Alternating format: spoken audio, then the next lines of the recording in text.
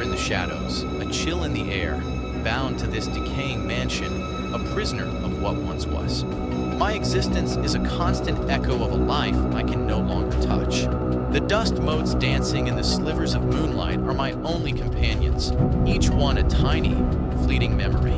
I remember laughter, warmth, the scent of roses from the garden. Now, only the cold, damp air and the smell of rot fill these empty halls. Footsteps. I hear them sometimes. Not my own, for I make no sound, but the living. They come, drawn by curiosity, by legend, by the morbid allure of the forgotten. They call this place haunted. They are not wrong, but they only see the effects, never the cause. Never the sorrow that anchors me here.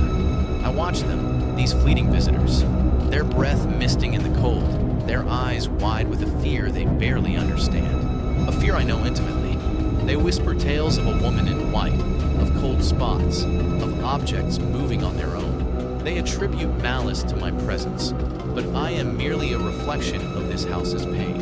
One night, a group arrived, older than the rest.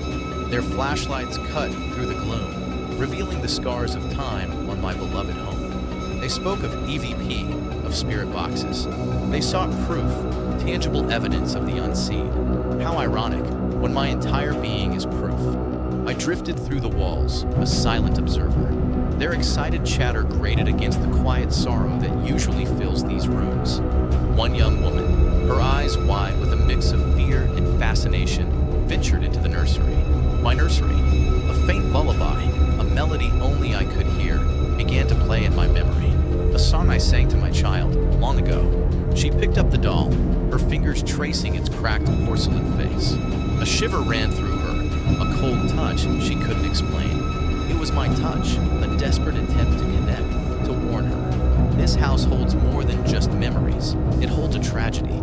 Suddenly, a floorboard creaked behind her.